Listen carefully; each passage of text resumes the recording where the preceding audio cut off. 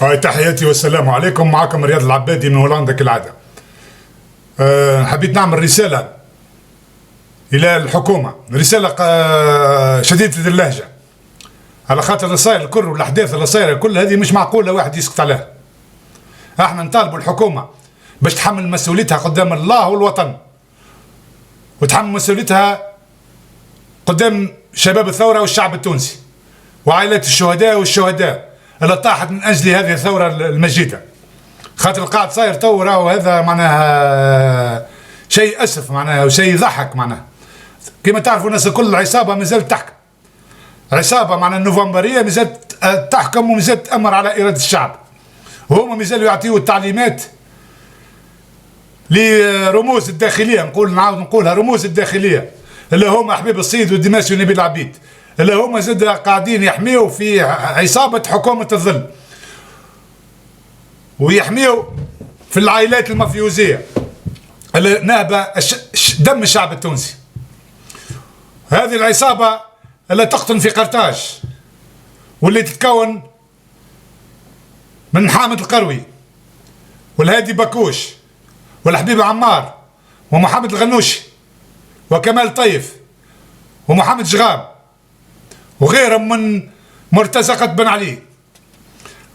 هذه العصابة هي اللي تعطي في الأوامر، وعصابة الداخلية تطبق، والدنيا دنيا الخماج هذم بلايصهم الحبس، مكانهم الطبيعي هو الحبس، على خاطر الجرائم اللي قاموا بها راهي جرائم كبيرة في عهد بن علي. هذه العصابة نتاع الداخلية تحط العصا العجلة للحكومة باش تطيح، وهي وراء الأحداث اللي صارت في السفارة الأمريكية. شيء أسف وشيء يبكي وشيء يدمي القلب. هذه الحثالة، هذه الخماج يضحكوا على عقول الشعب التونسي، يحكوا ما راهو الشعب يمهل فيكم والشعب صابر وفاهم اللعبة، يحكوا ما فيق.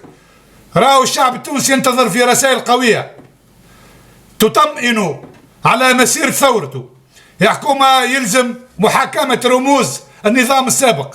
على الأقل الشعب التونسي يطمئن ويعطي فيكم ثقة. مش معقول راهو في رموز الاستبداد وشركاء بن علي بن نصف في القمع التوانسة مازالوا متمتعين ومتمعشين من أموال الشعب، وشيء أسف وشيء يعمل العار. يحكوا ما راهو الكاس فاض، راهو الشعب يشوف في رموز اللي كانت تحكم في البلاد، رموز كبيرة وفاسدة سنوات الله تسرق وتنهب أموال الشعب، وهذه العصابة حرمت الشعب من حريته. هذه العصابة لمصت دم الشهداء. يحكوا ما راكم تخطيوا في عين الشمس بالغربال، لكن الشعب فايق والشعب يحب حكومة تاخذ إجراءات عاجلة قوية تطمئن على مصير الثورة وتعصر من هالخماج الزيت حتى يرجعوا الأموال وبعد تحاسبهم وتدخلهم السجون. ونعاودوا نقولها 23 سنة هم ينهبوا وقتلوا في الشعب التونسي، وانتم ما خذيتوا حتى قرار جريء. ناش خايفين ما فهمتش.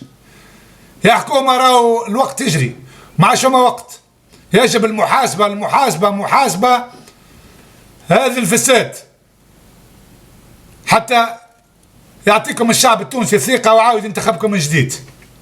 تعرفوا أي قرار تاخذوه راهو الشعب وراكم، ما تخافوش يعيشكم. فيقوا راهو الشعب التونسي ما عادش فما وقت. 23 أكتوبر راهو تنتهي المهمة باش يحاسبكم الشعب على المدة اللي قعدتوا فيها، ويحب معناها يتقدم نحو شاطئ الحرية والكرامة والعدالة.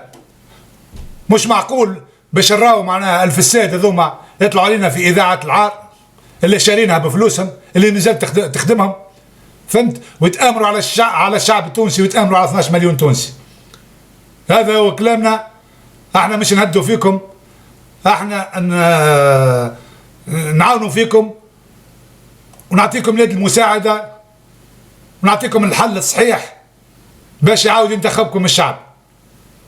نعرفوا ولا احنا انتم تحبوا تخدموا لكم خايفين من قوى الردة وخايفين من نظام القديم اللي مازال معشش في المؤسسة العسكرية مازال معشش في وزارة الداخلية، مازال معشش في اعلام العار، مازال معشش في رموز معناها رجال اعمال فاسده، مازال يمولوا، مازال يتامروا على الشعب التونسي.